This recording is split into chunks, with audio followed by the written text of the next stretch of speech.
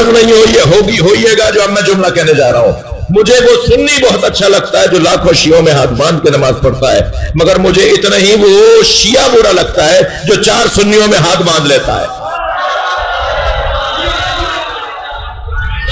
ہمارے افسران, ہمارے پولیٹیشنز, ہمارے زمینداران, ہمارے وزراء, ہماری حیثیت والے لوگ جب چاہتے ہیں ہاتھ باندھ لیتے ہیں. شرمندہ والی کو مانتے ہو؟ جب تک ہمارے معاشرے کا حیثیت والا ہمت نہیں کرے گا, جب تک ہمارے معاشرے کا حیثیت والا ہمت نہیں کرے گا, معاشرہ متوازن نہیں رہ پائے گا. ہمت کرنی ہوگی ان لوگوں کو جنہیں اللہ نے پیسہ دیا ہے, جنہیں اللہ نے کرسی دی ہے, جنہیں اللہ نے گاڑی بنگلہ دیا ہے, جنہیں اللہ نے مقام منزلت دی ہے دنیاوی اعتبار سے. انہیں بہادری دکھانی ہوگی. خود بخود نیچے تک نتیجے آنا شروع ہو جائیں گے. ویسے بھی بزدلوں سے علی کا کوئی کام نہیں ہے. یہ ذکر بہادر بنانے کا ذکر ہے. عزیزو, ممنون ہوں میں اس علاقے کے, خاص طور پر سینٹرل کی انتظامیہ جو محرم میں بہت اچھا کام ہوا اور بہت صفائی ستھرائی کے مسائل پر بھی بہتری رہی دوسرے ڈسٹرکٹس کی نسبت, اور روڈ رستوں کی مرمت کا کام بھی بہت اچھا رہا. تو دعا گو ہوں سینٹرل کی انتظامیہ جو مختلف شعبہ ریاستی حکومتی اداروں کے جو شعبے ہیں جنہوں نے کام کیا, خدمت کی, جیسا ہونا چاہیے پورے صوبے میں, پورے ملک میں, پورے شہر میں ایسا ہونا چاہیے کم سے کم جیسا سینٹرل میں ہوا. البتہ ایک بات اور ذرا جگر پہ ہاتھ رکھ کے مجھ سے سن لیجئے. آصف بھائی بھی کون سا مجھے روزانہ بلا رہے ہیں, سال میں ایک دفعہ آ رہا ہوں, تو بہت ہوگا تو یہ ہوگا کہ بھئی بس یہ تو ایسی الٹی سیدھی باتیں کر رہے تھے. خدا کے واسطے یہ ہمارے جو علاقائی چودھری ہیں نا, ان سے جان چھڑائیے.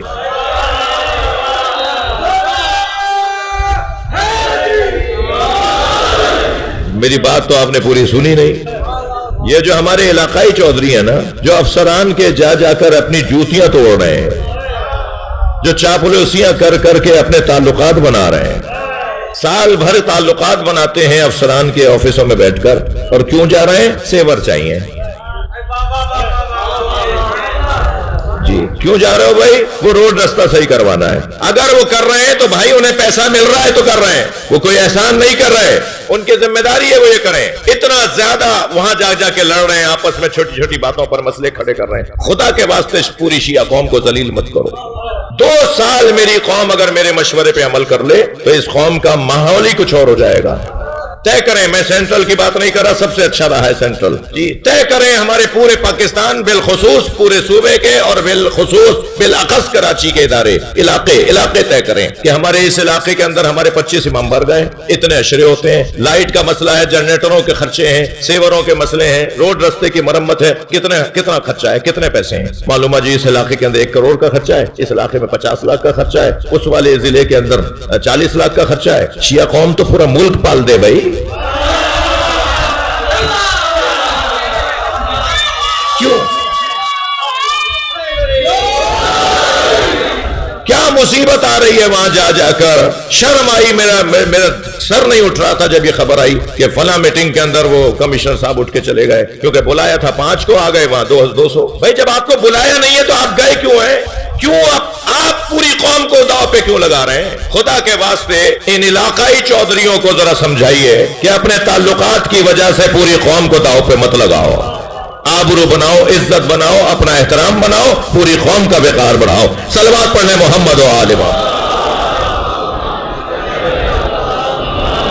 اس سے بلند صلوات نبی اور آل نبی پر. اللہ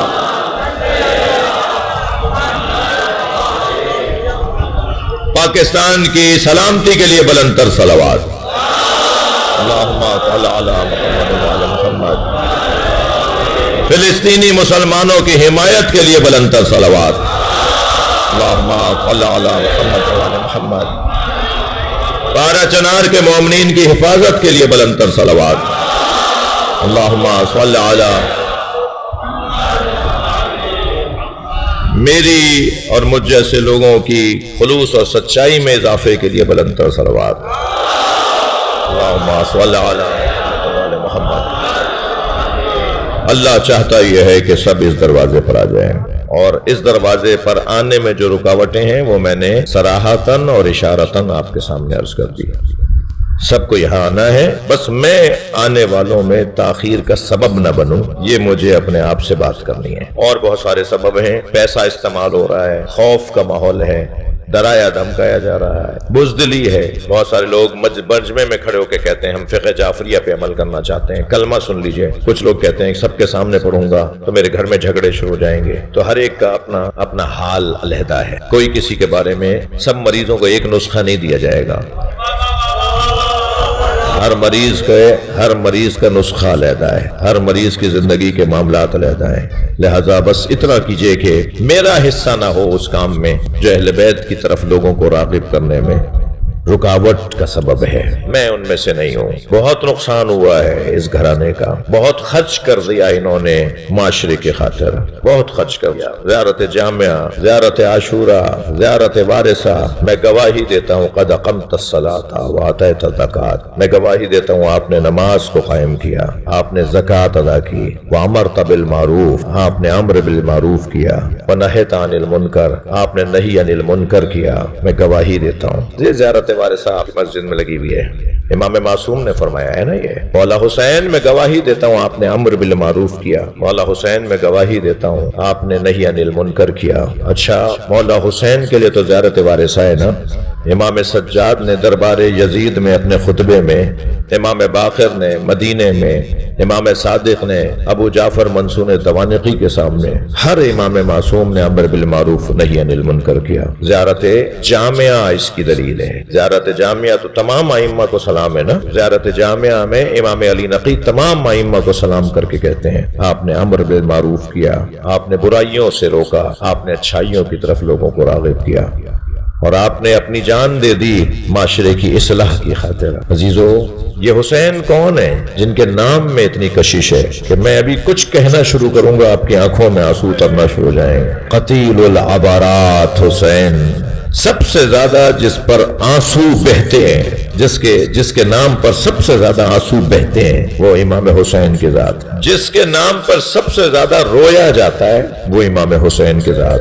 یہ جو آپ کی آنکھ میں، میری آنکھ میں آنسو ابھر رہا ہے نا، اور سیلان ہوگا نا آنسوؤں کا، اشک کے قطرات کا، میں نے خود اپنی آنکھ سے، اپنی آنکھوں سے یہ روایت پڑھی۔ معصوم فرماتے ہیں اللہ حسین کے عزاداروں کے آنکھوں سے ٹپکنے والے آنسوؤں کو جمع کرتا ہے، وہ روحانی اور نورانی اعتبار سے جمع ہوتے ہیں، ان آنسوؤں سے اللہ جنت کی خوشبو کو خلق کرے گا۔ جنت میں جو خوشبو ہوگی نا، وہ حسین کے عزاداروں کے آنسوؤں سے بنے ہوئے عطر کی خوشبو ہوگی۔ اور علامہ نقن صاحب نے پڑھا، اور علامہ مجلسی نے اسے لکھا کہ جب مجلس اعزا میں آنسو ٹپکتے ہیں تو ایک بی بی آتی ہے، مجلس میں خواتین بھی بیٹھی ہیں نا، میں ان سے کہوں گا ذرا ادب رہے، احترام رہے، کسی کو دھکا نہ لگ جائے، کسی کو کوہنی نہ چپ جائے، کیا معلوم ایک دکھیا ماں آ چکی ہو اور ان کے ساتھ ان کی 4 سالہ پوتی بھی ہو۔ میں مردوں سے بھی کہوں گا ذرا ادب رہے، احترام رہے، خاص طور پر جنہیں جانتے نہیں ہیں ان کا خاص ادب رہے، اس لیے کہ کیا معلوم امام سجاد آ چکے ہوں اپنے بابا پر رونے والوں سے پرسہ لینے کے لیے۔ اللہ آپ کو اجر عطا فرمائے۔ ہاں عزادارو، یہ کچھ کم کام نہیں ہے، کم بات نہیں ہے۔ امام حسین کے عزاداروں کا مقام کچھ کم نہیں ہے۔ روایت کہتی ہے کہ بی بی کے ہاتھ میں رومال ہوتا ہے، فی یدہا خرقۃ، بی بی کے ہاتھ میں ایک رومال ہوتا ہے، تصم دموع الباکین، رونے والوں کے آنسوؤں کو اس میں جمع کرتی ہیں۔ یقیناً یہ مادی آنسو جمع نہیں ہوتے، یہ جو پانی کا قطرہ نظر آ رہا ہے اس کی جو نتیجہ ہے، اس کا جو نور ہے وہ جمع ہوتا ہے۔